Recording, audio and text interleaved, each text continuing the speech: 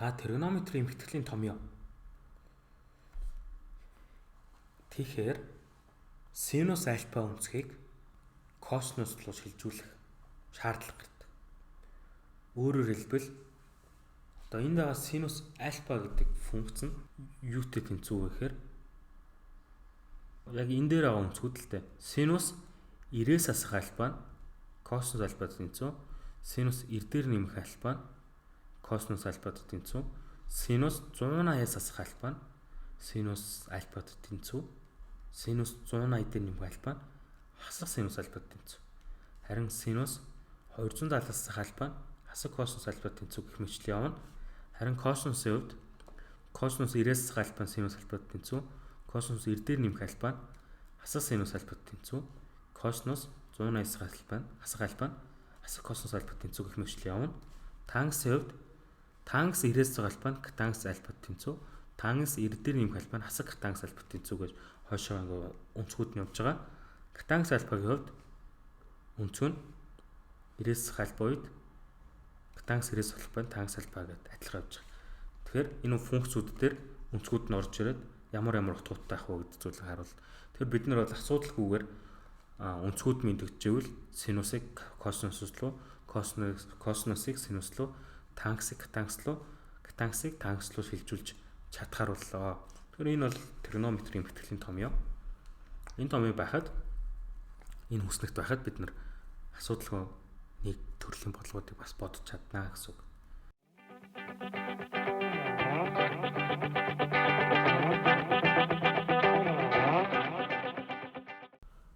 Тригонометрийн эмхтгэлийн томьёо сэдвийн жишээ бодлого байна. Энэхүү бодлого нь 2011 оны шин C2 хувилбарын бодлого байх нэ. Хэрвээ альфа дээр нөх бетта нь пик бах 2 буюу 90 градус бол энэхүү илэрхийллийг хэлбэрчил эмхт хэдвэ хэдтэй тэнцүү вэ гэж бодгоно. За тэгэхээр үүн дээр эмхтгэлийн томьёо гэхээр сая хэдүүлээ синус 90-аас альфа нь косинус альфа болно гэх мэт том үснэгтэн дээр ямар болох вэ гэдэг зүйлийг үзсэн те. Тийм учраас тэрийг ашиглая. Альфа ч 90-ээс хасах нь бета тэнцүү буюу пик бах 2-оос хасах нь бета тэнцүү. Ийм учраас альфагийн оронд энийг орлуулад энийгээ бичвэл косинус альфагийн оронд пик бах 2 хасах нь бета энэ косинус бета хувадаг синус пик бах 2 хасах нь бета энэ синус бета. За үүнээс косинус 90-ээс альфа чинь юу болох вэ гэхээр саяны хүслэгтэн дээр шууд синус бетатай тэнцүү бол. Яагаад тэгэхээр альфа бета хоёрын оронд зүгээр ялгаа авахгүй зүгээр өнцгийн тэмдэглэж байгаа үсгэн л өөрөө болохоос яг саяны хүслэгтийн дагуу харахаар шууд гарч ирнэ. Тэгэхээр энэ бол косинус 90-ээс асах нь альфа гэсэн томьёо л гэсэн. Тэгэхээр энэ бол синус альфа тэнцүү буюу синус бета тэнцүү. Доор нь энэ ихтэй тэнцүү гэхээр шууд косинус бета тэнцүү синус бета. Ийм учраас хүртүүрх байр хоёр нь нэмэх тэмдгийн хоёр талын байрны солиод ямар ч өөрчлөлт гарахгүй учраас хоёулаа тэнцүү байгаа. Ийм учраас хоёулаа устдаад хариу 1 гэж гарч ирж байна. Хэрвээ энэ эмхтгэлийн томьёо мэдэхгүй байсан бол бид нар энэ бодлого ботход маш их цаг зарцуулна. Эмхтгэлийн томьёо мэдж байгаа учраас шууд ингээ гараад ирж байна.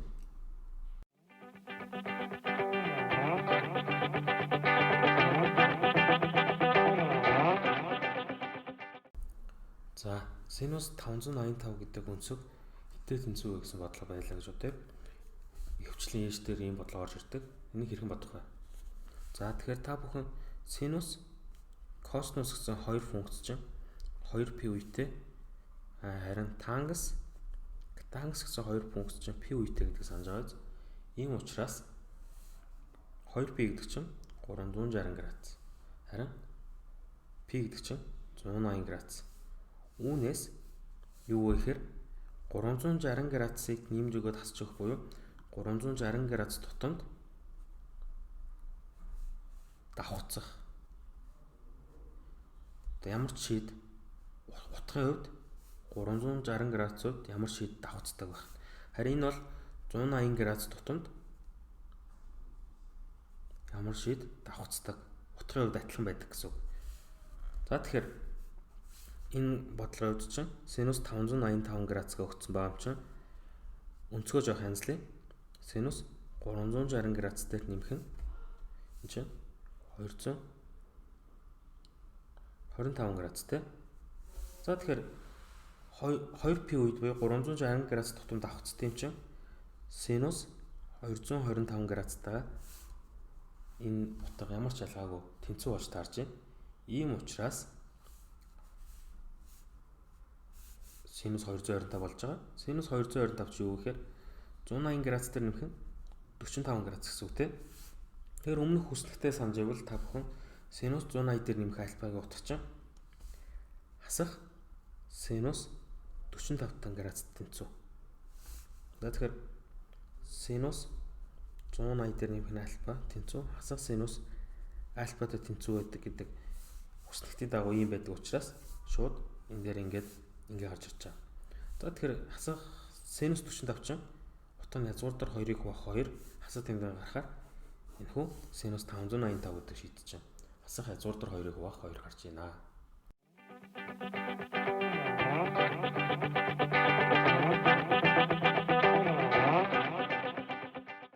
За тэгэхээр дараагийн жишээ бодлого үү? 2011 оны шинэ зөвлөрийн бодлого байна. Хэрвээ синус пик бах 10 нэмэх синус 2 пик бах 10 гэх мэтлийн явсаар синус 19 пик бах 10 гэж өгсөн бол энэхүү нийлбэр хэд вэ гинэ? За энэхүү нийлбэрийг яаж олох вэ гэхээр эмтгэлийн томьёо ёсороо бодно. За яаж бодох вэ? Бодлоо эхлэе. Синус 19 пик бах 10 гэдэг чинь өөрөө синус 2p-гээс хасдаг нь пик бах 10 гэсэн үг тийм. Тэгэхээр эмтгэлийн томьёо ёсороо эн чинь хасах синус пик бах 10-тайгаа тэнцүү болж байна. За эхнийх юм. Тэгэхээр синус 18 пик бах 10 чинь синус 2p-гээс хасдаг нь 2p бах 10. Тэгэхээр эмтгэлийн томьёо ёсороо дахиад хасах синус 2p бах 10-тай тэнцүү. За тэгвэл синус 17 пик бах 10 чинь мөн адилхан синус 2p-гээс хасдаг нь 3p 10. Хасах синус 3p бах 10. Гэх мэтчлэн явсаар синус 11 пик бах 10 чинь юу вэ гэхээр синус 2p-гээс хасдаг нь 9p бах 10. Тэгэхээр бас эмтгэлийн томьёо ёсорыг адилхан эдгэртэй адилхан хасах синус 9 пик бах 10 гарч байна. За тэгвэл синус 11 пик бах 10-аас синус 19 пик бах 10 хүртэл юм байна. Тэгвэл буцаагаад тэгштэглээ бичээ. Тэгштэглээ бичвэл синус пик бах 10 синус пик 2 пик бах 10 нэмэх нь гэх мэтлэлээр синус 9 пик бах 10 нэмэх нь синус 10 пик бах 10 нэмэх нь синус 11 пик бах 10 гэх мэтлээ явсаар синус 19 пик бах 10 гэсэн юм болно те. За энэ нэг бүлэглээд энийг нэг бүлэглээд дахин бичвэл энийг бол хэмнэн бичнэ. Синус пик бах 10 нэмэх нь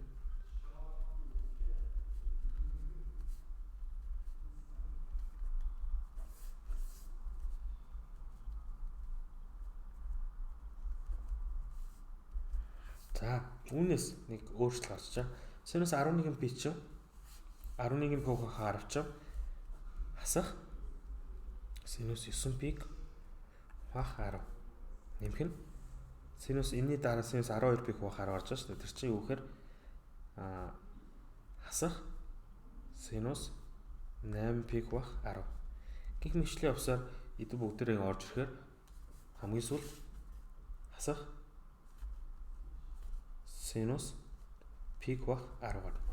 За тэгвэл энэ хасах синус 9 пик бах 10 хасах синус 8 пик бах 10 гэх мэтлээ явсаар хасах синус пик бах 10 гэж болж байгаа зү. Тэгэхээр энэтэй устна. Яг гэвэл энд нэмэх синус 9 пик бах 10 байна. Энд хасах синус 9 пик бах 10 байна. Харин энэ тэг устна. Энэний өмнөхтэй устна, ингэж устна гэх юмчлаа. Энэ хоёр хаалтан дотор бүх тоонууд хоорондоо устж байгаа. Та бүхэн анзаарж байгаах. Тийм учраас энэ хэлбэр нь нэмэх асах, нэм асах гэрэг адилхан хосагч нар байгаа.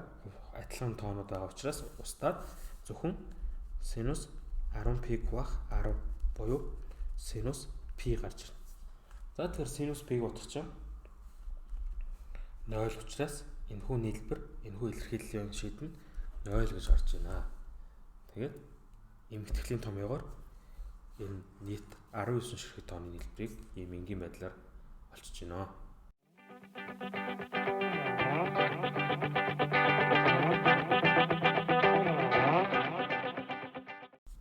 За энэ хүү бодлого нь 2011 оны шинэ бие үйлдвэрийн бодлого. 8-ыг 30 косинус 10, 30 косинус 20, 30 косинус 40 гэсэн бол энэхүү илэрхийллийг бодорой гинэ. За энэхүү илэрхийллийг бодоход хоёр томьёо бодож хардаг чинь эхнийх нь эмэгтэйхлийн томьёо синус эрдэр нэмж хасах альфа тэнцүү косинус альфа. Нөгөөх нь синус 2 альфа тэнцүү 2-ыг үрж синус альфа косинус альфа гэдэг томьёог ашиглан бодох нэ. За тэгвэл юу вэ гэхээр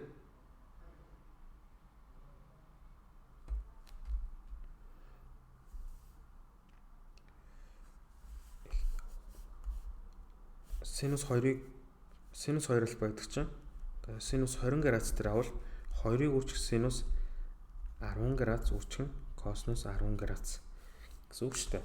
Тэр яг энийг ашиглана гэсэн үг. За тэгвэл илэрхийлэлээ бичээ. 40 градус. Тэгээд синус 10 градусаар үржээд хуваагаад өчгөр синус 10 градусаар үржээд хуваагаад өчгөр энэ хоёр хооронд ус ямар ч өөрчлөлт гарахгүй тийм учраас тэг өгч. Тэгээ үүнээс 2-ыг үржих синус 10 градус косинус 10 градусыг тусад нь бичээд үржлэн 4-ыг үржих косинус 20 градус косинус 40 градус тусад нь бич. Доор нь угаасаа хүртүр дээр хуваар дээр синус 10 градус байгаа. За тэгвэл эн чинь өөрөө томьёосороо синус 20 градусд тэнцүү 4-ыг үржих косинус 20 градус 30 косинус 40 градус бодон синус 10 градус. За ийм байна. Тэгвэл синус 20 градус косинус 20 градус энэс 2-ыг салгаа авчвал саяны томьёотойг адилхан гарахгүй юу? 32 косинус 40 градус бодон синус 10 градус. За тэгэхээр энэ яг энэ томьёотой адилхан гарахгүй юу? Шууд синус 40 градус гарна те. Энэ хоёрын урд нь бичиж үржүүр юм чинь. Косинус 40 градус бодон синус 10 градус. За үүнээс энэ бас адилхан энэ томьёосоор шууд гараад ирэхээр синус 80 градус гэж орж ирэх нэ. Тэгээд синус 10 градус. За тэгвэл энэ хэцүү хариу биш. Яагаад гэвэл синус 80 градусыг одоо энэ хүү эмхтгэлийн томьёосоор дахин задлж чижээ. За тэгвэл задлахаар юу гэхээр синус 90-ээс асах 10 градус гэт 80-аа бичиж болно те. Тэгэхээр синус 90 дээр нэмж хасах альфа тэнцүү косинус альфа гэдэг учраас шууд косинус 10 градусд тэнцүү болно. Дээр нь доор нь синус 10 градус. Тэгэхээр косинусыг синус дуухаар юу ордог гэхээр катангас гарна 10 градус. Тэр хэцүү хариу катангас 10 градус гэж гарах нэ. Тэр маш энгийн багаз. Одоо өнцгүүдийн нийлбэр ялгуурын томьёог үзье. Тэгэхээр өнцгүүдийн нийлбэр ялгуурын томьёог гэхээр хоёрхан томьёогоо синус альфа дээр нэмэх бета. Тэгэхээр өнцгүүдийн хооронд нэмж аваад нэмэх үед яадаг вэ гэхээр синус альфа гүйч косинус бета нэмэх нь синус бета гүйч косинус альфа болдог байна. Харин синус альфагаас бета үед синус альфа гүйч косинус бета хасдаг нь синус бета гүйч косинус альфа болдог байна. Үүн дээр косинус альфа дээр нэмэх бета байвал косинус альфа гүйч косинус бета хасдаг нь синус бета гүйч синус альфа. Харин хасчихвэл өнцгүүдийн хооронд хасчихвэл энэ доор нэмэх тэмдэг аваад болоо. Тэгэхээр энэ дөрвөн томьёо гэсэн. Яг яриул яг хоёрхан томьёо л байна. Энэ хоёр томьёог өнцгүүдийн тригонометри өнцгүүдийн нийлбэр ялгуурын томьёо гэж нэрлэдэг ба хэдэн жишээ бодлого бодож үзүүлье. За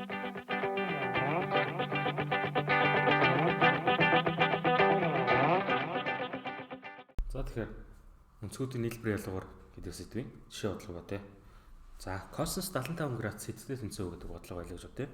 Тэгвэл косинус 75-ыг 45 градус төр нэмэх нь 30 градус гэж бодж болно тий. Тэгвэл энэ косинус альфа дээрх бета гэдэг томыг ашиглахаар косинус 45 градус үрчин косинус 30 градус хасдаг нь синус 45 градус үрчин синус 30 градус гэдэг зүйл рүү шилжиж байна. Тэгвэл косинус 45 косинус 30 синус 45 синус 30 гэдэг үнцүүд мэдэгддэг. Одоо жишээ нь косинус 45 чинь язгуур дээр 2-ыг хуваах 2 тийм ээ. Үрчин косинус 30 градус өнцөг чинь язгуур дээр 3-ыг хуваах 2 хасдаг нь язгуур дээр 2-ыг хуваах 2. Энэ синус 45-ийн утга синус 30 чинь 2-1. За өмнөөс ирхэн бодох вэхээр язгуур дээр 2-ыг хуваах 2-ыг хаалтнаас гаргавал язгуур дээр 3-аас 3-ыг хуваах 2 хасдаг нь 1-ийг хуваах 2 болно. Тэгвэл язгуур дээр 2-ыг хуваах 2 язгуур дээр 3-аас 1-ийг хуваах 2 гэдэг бодлого шилжиж байна. Тэгээ нэг янзлуул энийг ингэж үржүүл өгвөл язгуур дээр 6-аас асах язгуур дээр 2 хуваадаг нь 4 гэдэг зүйл рүү шилжиж байна. Энэ бол косинус 75-ийн утга болж байна. За үүн дээр адилхан өөр жишээ бодлогод бол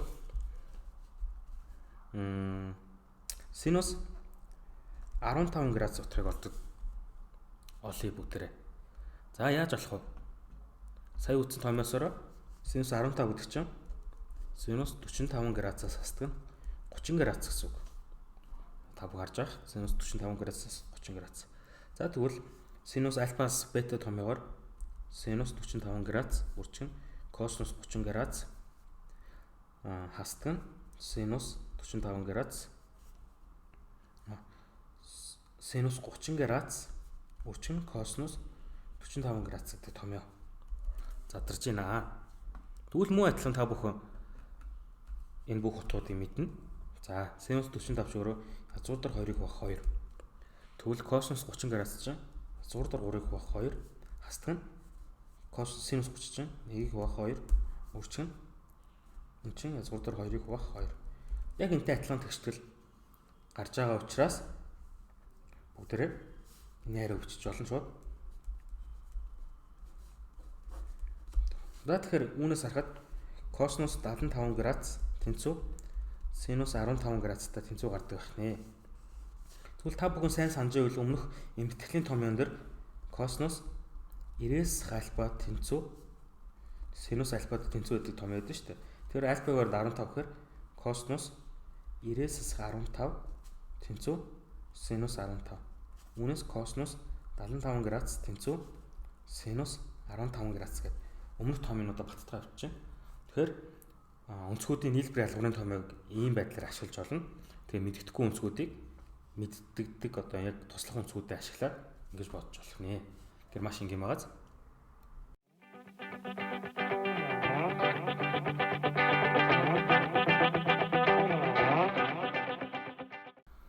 За тэгэхээр жишээ бодлого 11.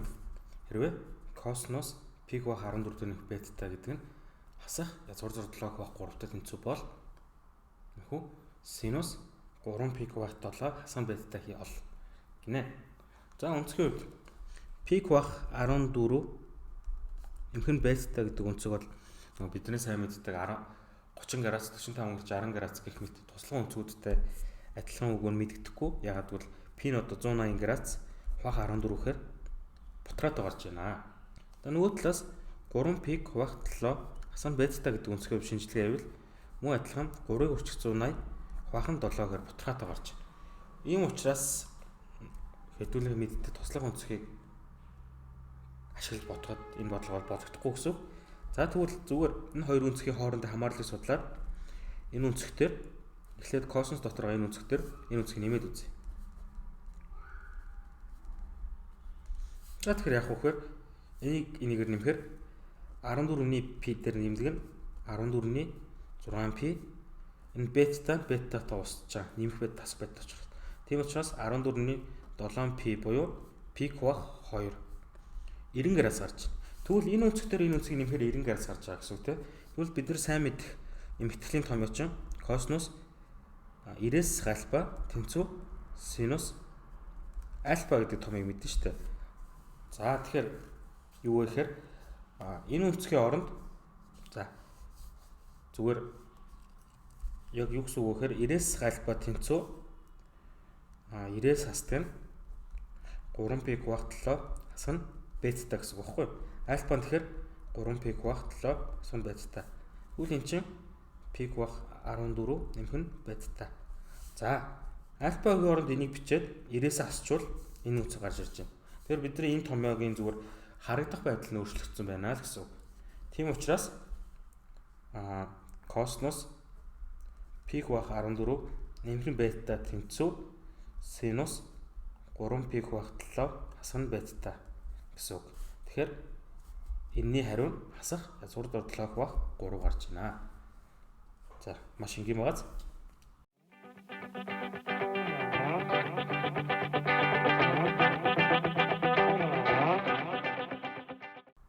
За сая тэгэхээр та бүхэн үнцүүдийн нийлбэр ялгарын томьёо үзсэн. Тэгэхээр танксыг үзээгүй байгаа.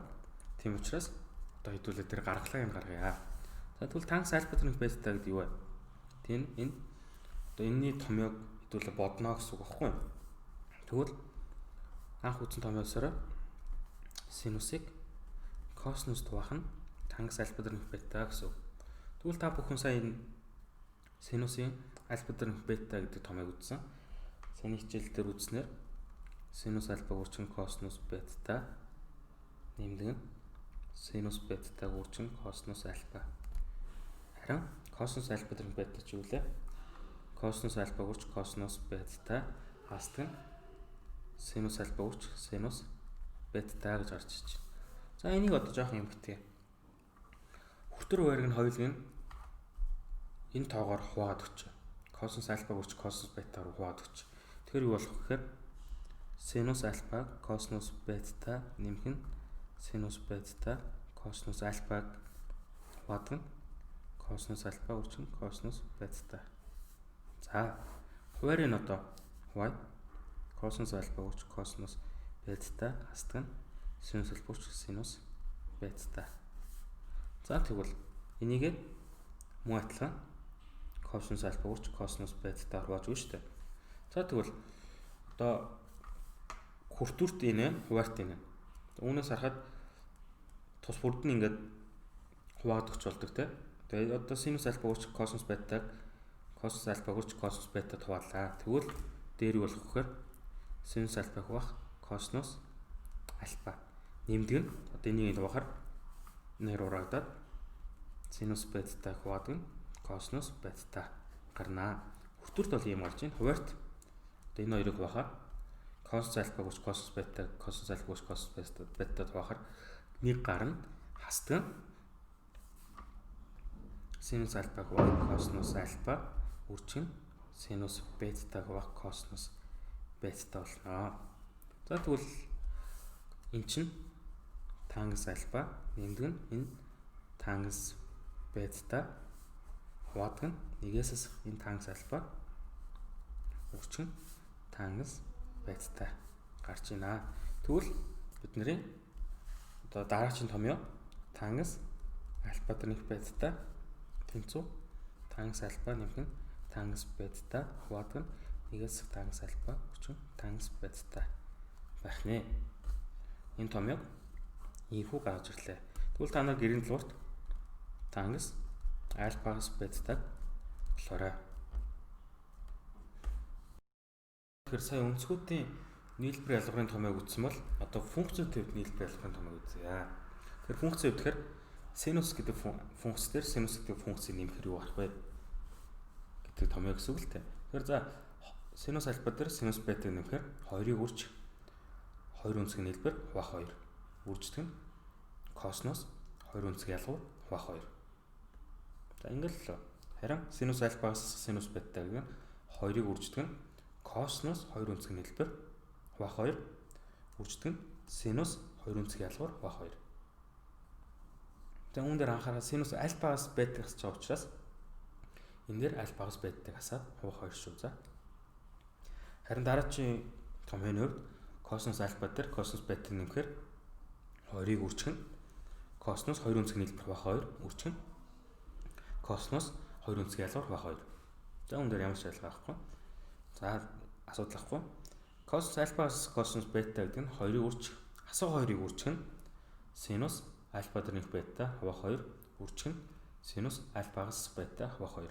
За тэгэхээр энэ хувах 2-ууд нь бүгдээрээ өнцгийн хувьд косинус функц дотроо хувах 2-ууд байгаа учраас үүн дээр анхаараарай. Тэгэхээр энэ дөрвөн томьёо маш энгийн амархан томьёо. За энэ дөрвөн томьёог ашиглан хэд хэдэн бодлого өгье.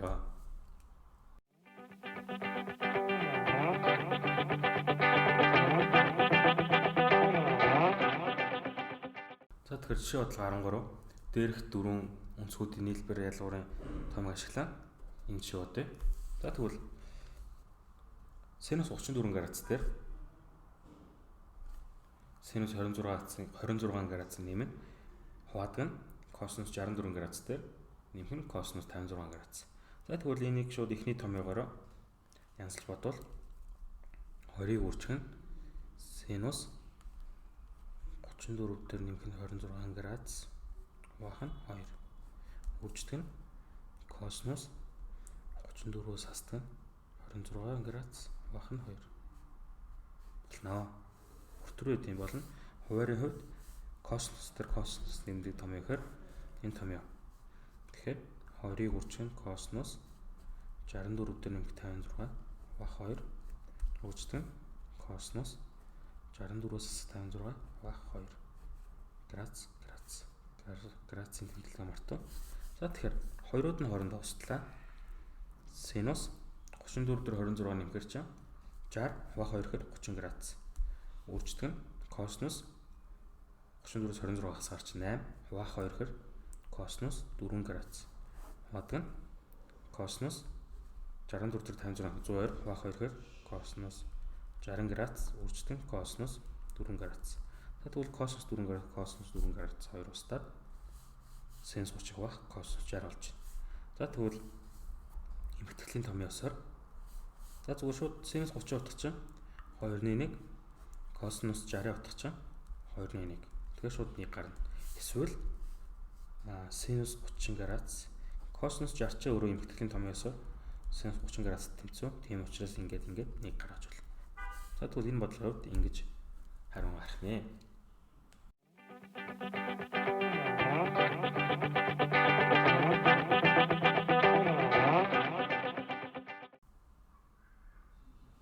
За тэгвэл дараагийн шиг бодъё.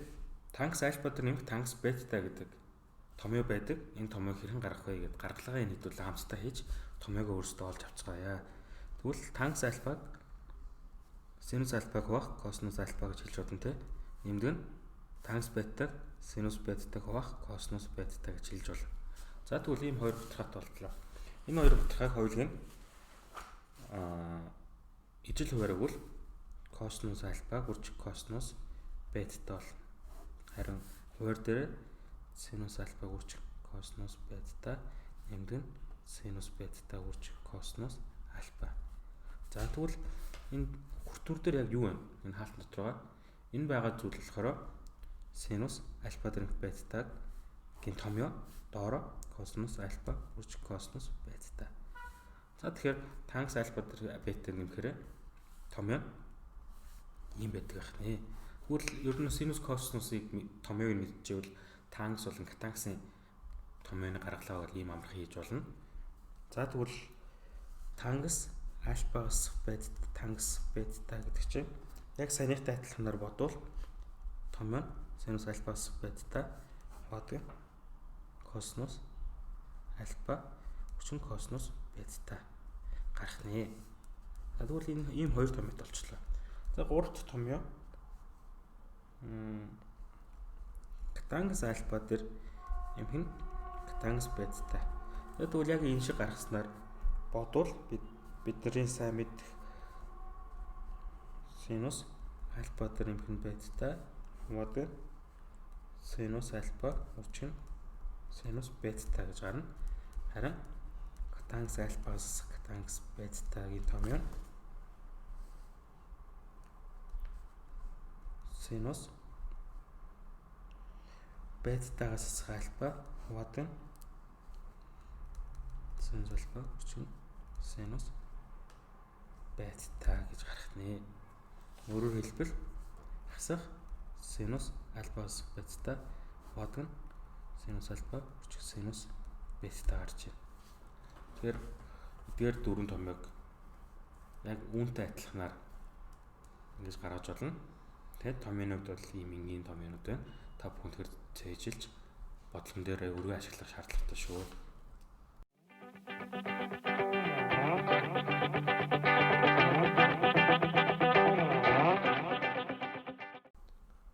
За тэгэхээр жишээ бодлого 15 энэ тэгштэл өгсөн бол тангас x-ийг болоор гэнэ. За энэ хүү тэгштгэлээр синус x дээр 30 градус нэмэх синус x-с 30 градус тэнцүү 2/3 өрчин косинус x гэсэн байна. За тэгэхээр юуны өмнө энэ тэгштгэлийг жоохон янзлаад хойруулт хийсний дараа тангас x гарч ирэх нь тодорхой. За тэгвэл тэнцвүүн тэмдэг зүүн талд энэ хэсгийг синус дээр синусыг нэмдэг том ёсоор задлуул юу болох вэ гэхээр 20-ыг өрчин синус x өрчин косинус 30 градус гарах нэ. Косинус 30 градусын хувьд утгыг нь орлуулвал 6/3-ыг хуваах 2 өрчин синус x. Ийм учраас 6/3 синус x бол. За тэгвэл энэ хүү тэгштэл юу болох вэ гэхээр 6/3 синус x тэнцүү 2/3 косинус x. За тэгвэл тангас x ч үглээ синус x-ийг хуваах косинус x байдаг учраас энэ хүү тэгштлээс юу гарч ирэх вэ гэхээр косинус x нь ийшээ гаргаад 6/3-ыг ийшээ гаргая. Тэгвэл синус x-ийг хуваах косинус x чинь 2/6/3-ыг хуваах 6/3 буюу 6/3-тай устдаад 2 гарч ирнэ. Тэгвэл энэ бодлогын хариу тангас x хариу 2 гэж гарч ирнэ. Тэр ийм хэлбэр хэн байх юм.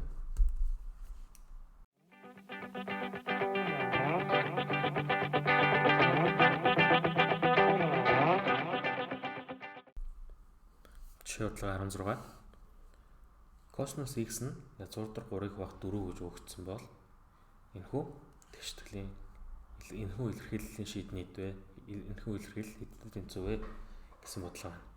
За тэгэхээр сая үзсэн томьёосоор синусаас синусыг хасдаг томьёо. Томьёо нь юу вэ?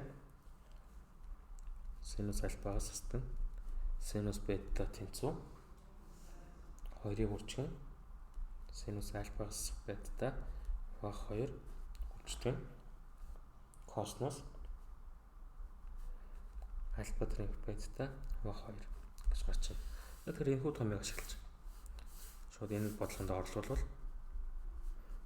x π хуваах 3 хасдаг синус x π хуваах 3 тэнцүү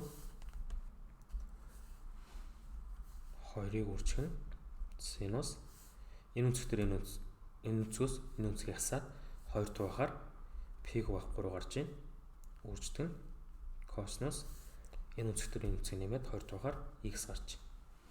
За тэгвэл 2-ыг үржих синус π хуваах 3 ч өөрөө 60 градус үржих косинус x орд энэ байна шүү дээ. 6/3-ыг хуваах 4. За синус 60 утга хэд вэ? Синус 60 утга 6/3-ыг хуваах 2. Ийм учраас 2/2-той устдаад 3-ыг хуваах 4. 4-ний 3 гэдэг хариу гарч байна. Одоо функцийн үржүүрүүдийн томьёо гэдэг байна. За тэгэхээр эдгээр томьёо хамгийн ихнээс нь үзвэл синус альфаг синус бетаар үржүүлвэл ийм томьёотой байх нь синус альфаг косинус бетаар үржүүлвэл ийм томьёотой косинус альфа косинус бетаар үржүүлэхээр 21 үржих косинус альфа тэнэг бета нэмэх косинус альфас бета. Харин тангасыг тангасаар үржүүлэхээр ийм томьёотой буюу жоохон янзлал хасах тангас альфас тангас бета хаваадаг нь тангас альфас тангас бета. Жоохон өргөтгөхөд косинусаар илэрхийлвэл нэгээс хасдаг нь ийм байдаг байх нэ. Харин тангас альфа тангас бета үржүүлэхээр тангас альфа тэнэг тангас бета хаваахан тангас альфа тэнэг тангас бета гэсэн томьёотой. Энэ хоёр бас тэнцүү гэж гарч ирж байгаа. Харин танк салбаг Гданс альпаар үржүүлэхээр яадаг лээ. Нэг гардаг штэ тэр зүйлүүд. Тэр энэ том ёсоор хэдүүл хэд хэдэн бодлогоодыг бодё.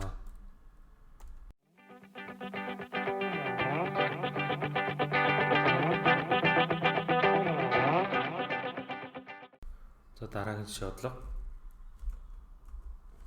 17.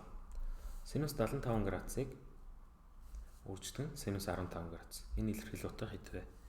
За тэгвэл сая үтсэн том ёсоор синус альфаг үрждэг синус бетаг тэнцүү 2-1 үржих нь косинус альфагаас бета хастан косинус альфа тримхэн бета гэдэг томыг үтсэн шүү дээ. Энэ томоос шууд орлуулвал синус 75 градус үрждэг синус 15 градус тэнцүү 2-1 үрждэг косинус 75-аас 15-ыг басгаар 60 градус хастдаг 75 дээр 15 нэмэхээр косинус 90 градус.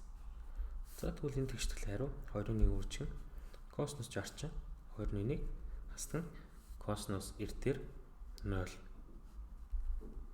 гэдэг утга авдаг учраас 0-ыг орлуулад энэ тэгштэл энэ илэрхийллийн хариу 4-1 гэж гарч байна.